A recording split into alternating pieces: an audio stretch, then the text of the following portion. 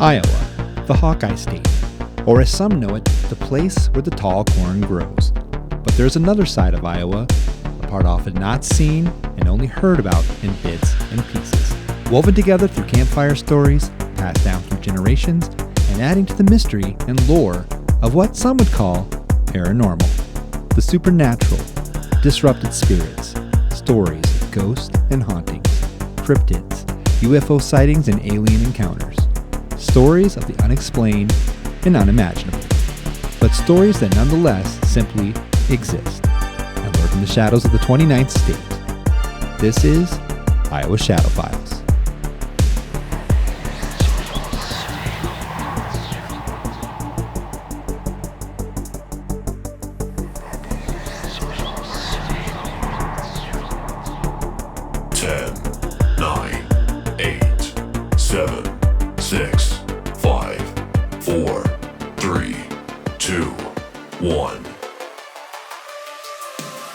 Hello and welcome to Iowa Shadow Files. I'm Dan, your host and Iowa paranormal storyteller, and today we dive into the story of the Phantom Train of Terra, Iowa, or better yet, the haunted Trestle Bridge of Terra, Iowa, because they're kind of one and the same or both two separate stories, but really you'll see it's under one backdrop, and that is the ghost town of Terra, Iowa. But before we dive too far into the story, let me give you a little backdrop.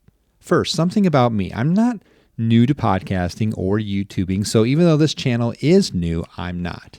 Let me tell you the story, and believe me when I tell you that it has everything to do with Terra, Iowa, and the Phantom Train. I started doing random videos and covering areas for history travel, and I love history. It's my thing. But along the way, doing these videos and podcasts, I had some strange things happen. Let's start with my trip to San Antonio, Texas. Yes, Texas, not Iowa, but I promise this is going to go somewhere. I was there to tour and experience the Alamo, and my hotel that I was staying at was directly behind the Alamo grounds, called the Crockett Hotel. And if you know anything about the Alamo, staying at a hotel named after Davy Crockett, the king of the wild frontier, was way too much to pass up. So I'm staying at the Crockett Hotel. And the one thing I'm noticing while staying down by the Riverwalk area is all the ghost tours going on. Okay, so I'm like, whatever. I wasn't overly huge into ghost hunting or the paranormal, but you know what? I could dig it. People were having fun with it, and as I am leaving San Antonio and checking out of the hotel, I say to the hotel clerk, "So, you guys got a lot of ghost hunting activities down here, eh?" And there's this awkward silence between us. She looks at me and says, very point blank, "Well, think about it. You are literally standing on the ground where over 140 years ago, there was a major battle between the Mexican government and Texans, where nearly 600 Mexicans and over 200 Texans died. What do you think?" Yes, and believe me, that got me thinking. Speed ahead, and I'm doing another trip. This time to historical Medora, North Dakota. If you are not familiar, it's basically the gateway town to Theodore Roosevelt National Park, a really cool area in the heart of the North Dakota Badlands. While we are there visiting, we cover a ghost tour going on in this old local courthouse museum, and there were things happening. Ghost hunting equipment picking up voices telling me that, "Hey, I'm silly," and other stories. I have all this footage on video, and I'll return to this down the line, but let's move along to another incident. So, I got very interested in the history of ghost towns. What caused ghost towns to completely die out, leaving the buildings, the history, and more importantly, what was their story? So I started Midwest Ghost Town, covering the history and stories of the ghost towns of the Midwest. It became a project that I loved, but there were a couple of instances where I had some things happen that made me take pause. Again, this has everything to do with Terra, so hang in there. The first ghost town was over in Wisconsin at a place called Sinope. It's a town that is no longer there like most Midwest ghost towns and was essentially swallowed up by the Mississippi River. There are some really cool historical stories surrounding the town, including a connection to the very first photo taken of the U.S. Capitol building and a connection to the Transcontinental Railroad. Basically, the founder of the town, Jonathan Plum, who took the first photo of the Capitol and dreamed up the idea of the railroad, In fact, for selfish reasons, he wanted the railroad to pass through this little town that he had started, but the town was short-lived, as malaria struck and killed most of the town people living in Sinope. My son and I explored the area a few years back in the dead of winter, and we had some eerie feelings while walking around the grounds. Like we were being watched, followed. It's hard to really explain, but later as we were driving home, it dawned on me that with so many people that died tragically of malaria in the town years and years ago, and the town basically being wiped out, could there possibly be ghosts in the area? Now, I'm not making this claim, but it did make me think. Is the ghost town haunted? There isn't any evidence that suggests that it is, but nonetheless, just our own personal experience. The next one was a ghost town in South Dakota. I was alone on this one and exploring some of the grounds when I heard a rustling noise coming through the large brush around me. I was positive that it was probably a dog and that I was being rushed or attacked. In fact, so much so that I literally braced for the impact, which of course never came. I admit it spooked me, and I left the area. I never saw anything, and it could have all been in my imagination. But again, it made me think, what if? Could this area be haunted? I had requests to start covering some paranormal stories in my podcast and cover some of the mysteries surrounding both the ghost towns and the possibility of paranormal activities that might surround them. And I shifted. I shifted because it kept reappearing and showing itself to me, whether it was someone telling me about the experiences or another person sharing what they saw or heard and asking if I had experienced anything. And I knew that I had. So that leads us to today's episode.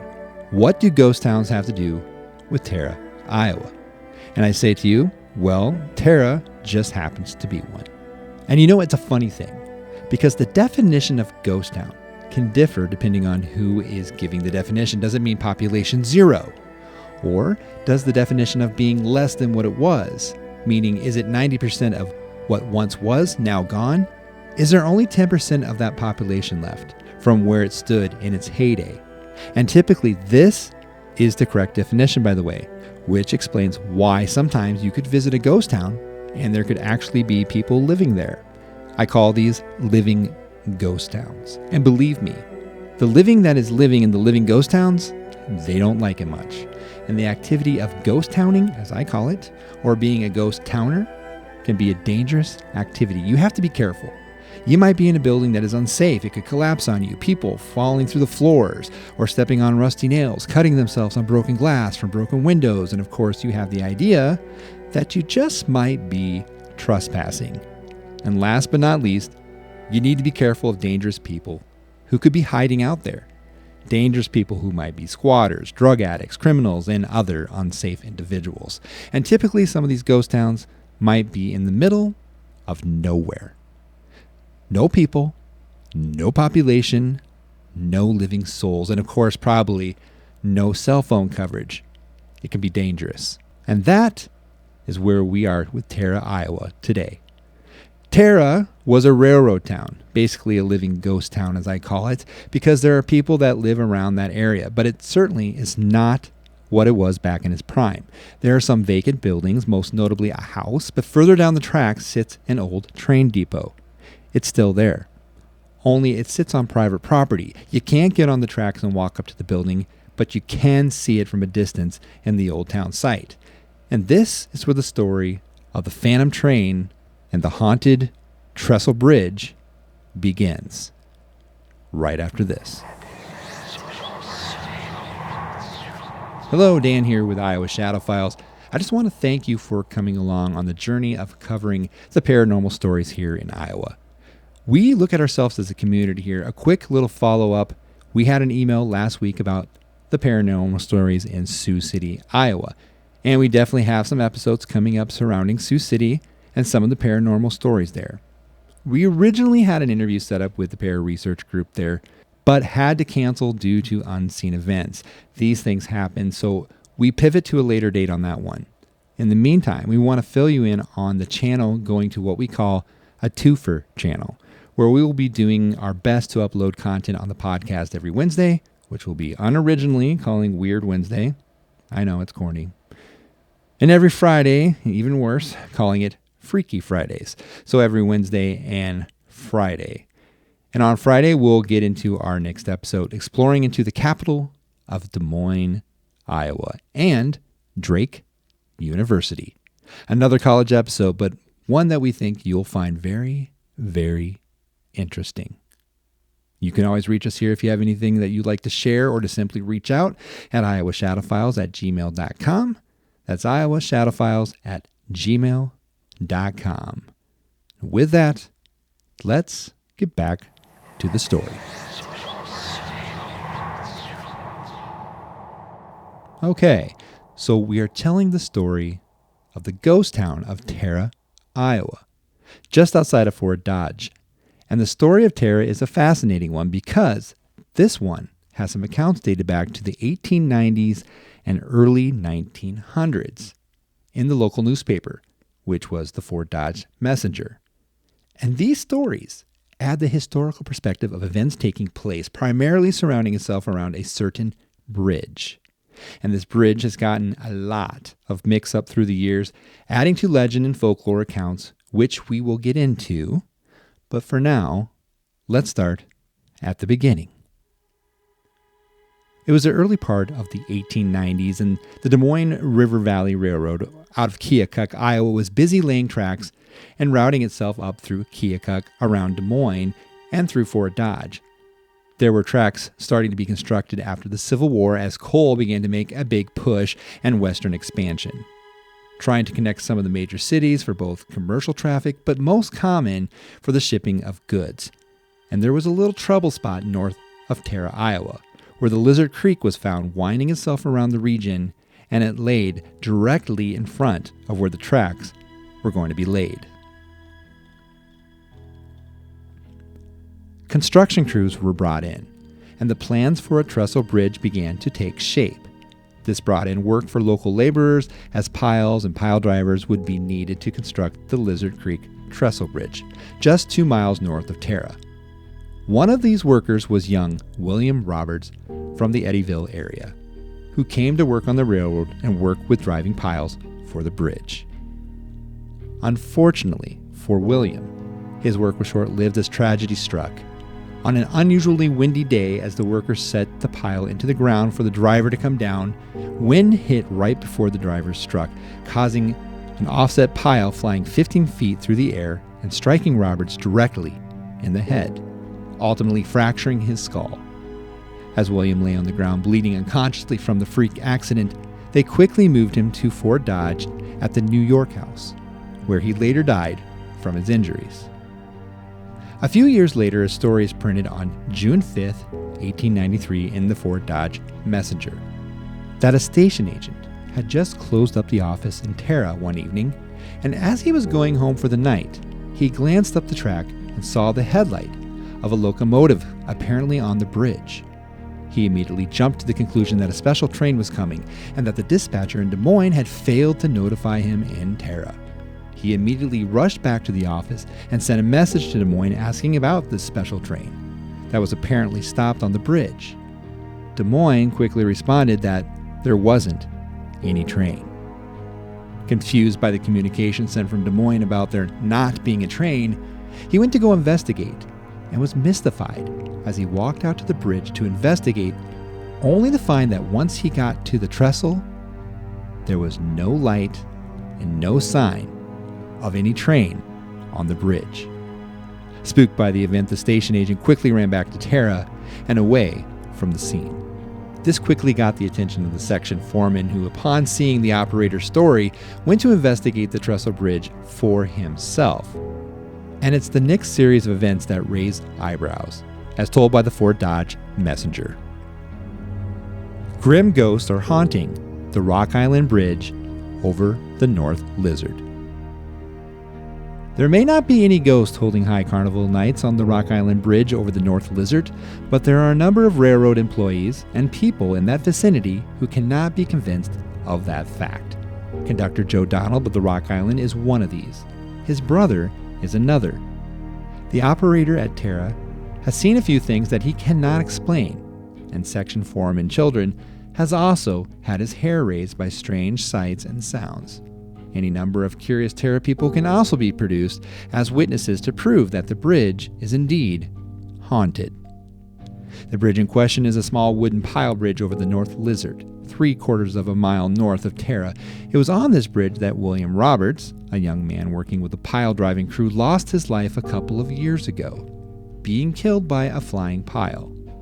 Since then, the railroad men have been more or less afraid of the bridge, but until recently saw nothing on which to base their suspicions. Section foreman children, after seeing the operator's story, went to investigate the bridge. He was returning after nightfall with his section men, pumping away cheerfully on a handcar and figuring on getting to their belated supper as soon as possible. As they neared the North Lizard Bridge, all the men noticed the light of a locomotive apparently moving on the bridge. They stopped the handcar with a jerk and hustled the car off the tracks to let the train pass. The light remained on the bridge, and after waiting a while, they put the car back on the rails and slowly pumped up to the bridge. As they approached, the light from the train grew dimmer and finally disappeared. There was no sight or sound of a train. A superstitious fear came over the crowd of men, and they did not have the courage to cross the bridge. They waited, talking to each other in awe-stricken whispers. Suddenly, strange sounds floated out of the night air with startling distinctness. The listeners heard the clanking and rattling of machinery, and then a dull thud, like the falling hammer of a pile driver. Then again came the silence. The men were badly rattled and were again afraid to cross the bridge. Finally, they took the handcar down at the track, giving it a good start, sent it rattling over the bridge without any occupants. It crossed safely, and they followed on foot with fear and trembling. Since then, a number of skeptical Terra citizens have seen the strange sights and heard the ghostly pile driving, and the town is in a ferment of excitement over the affair. Ghost hunting parties are organized every evening, but no one has yet captured the ghost. Terra, Iowa, you might have a haunted bridge on your hands. More to come right after this. Dan here. We want to thank you for following along. If you haven't already, consider following along wherever you listen to your podcasts, whether Spotify, Apple, or YouTube, and many more. And the biggest way you can help us is if you can give us a good review. We appreciate the listens and some of the conversations happening outside the podcast as well. You can follow along with us on X, Iowa Shadow Files, or even reach out to our email, which is the same, iowashadowfiles@gmail.com. That's iowashadowfiles@gmail.com. And like we always say, we know there are more places, more stories, more questions, but we also know the truth is still out there. Let's get back to the story.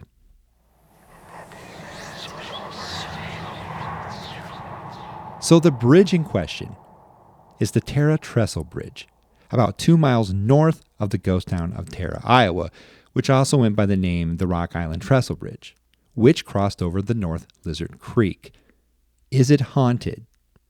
Is there a phantom train? Is the bridge being haunted by the ghost of William Roberts? Interesting enough, there have been other stories of hearing the hammering thud of a pile driver, the sounds of eerie noises and moans from beneath the bridge, sounds of phantom train whistles. So much that the story is starting to catch wind with the local press. The Fort Dodge Messenger ran several stories with Livermore, Iowa, and Webster City, Iowa not far behind. And suddenly, you have the Perry News out of Perry, Iowa, with one of their lead reporters questioning the story, calling the story coming from the railroad workers bogus. In fact, saying that they must have Roman chariot races going through their heads. Essentially a term calling them crazy. The Fort Dodge Messenger took issue with this stance from the Perry Press and offered a challenge. Come to Terra and stay overnight with us on the bridge. Which, of course, was quickly turned down. This, of course, leads us to another issue going on, and that's the story of another bridge making the claim of being haunted. Honestly, we have a mix-up here, and this happens from time to time with stories being passed down.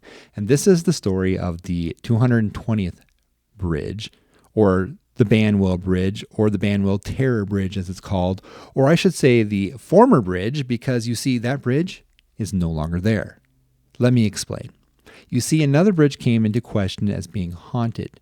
The Banwell Terror Bridge story goes that a troubled mother threw her children off the bridge and down onto the tracks into the path of an oncoming train, and then threw herself off as well, killing herself and her children. And to this day, she haunts the bridge. That if you were to drive across and stop your car on the bridge, strange things would start to happen.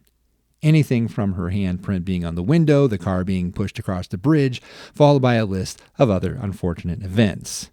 The stories, of course, change a little bit, but some of the history gets mixed up with the Trestle Bridge, and they are completely different. You have the wrong bridge. And I question the event of a mother tossing her children off a bridge and in front of a passing train, because think about the headlines from a massive and brutal killing like this. Certainly something this gruesome and sad would have hit all the local headlines. Mother tosses her children to their death, yet there is nowhere in the Fort Dodge area where the story of this magnitude exists. And it's not just Fort Dodge. You would have thought that if a story like this truly existed, that someone would have picked up the story. Some surrounding community, whether Webster City, Ames, Des Moines, but there was nothing. And let's pause for a minute and let's think about this. Further to the southwest of Tara lies the little town of Villisca, Iowa. And in the town of Villisca is the violent axe murder scene that took place and literally stole every single headline across the entire country back at the time. This was known as the Villisca axe murder. And this was the Villisca axe murder house. So much so of all this stuff going on. Think about this now. That another mass murder tragic, a mother and her children in that shape form, would gain some attention. And this also goes for the bridge. The bridge itself was built in 1923, and it moved to and from Carver, Minnesota. So even the year doesn't match the history of the Trestle Bridge from the 1890s. And I've had this question come up. Well, maybe there are two haunted bridges. That's fine. Totally get it. But commingling the two stories together doesn't help. The stories don't add up, and that particular bridge is no longer.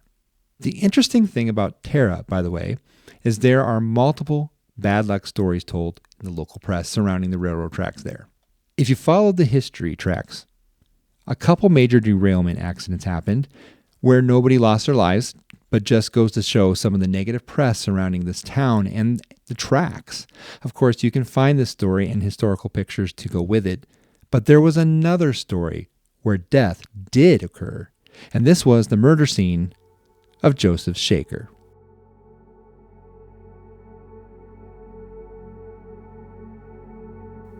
The Fort Dodge Daily Chronicle had this to say in their July 5th, 1913 article.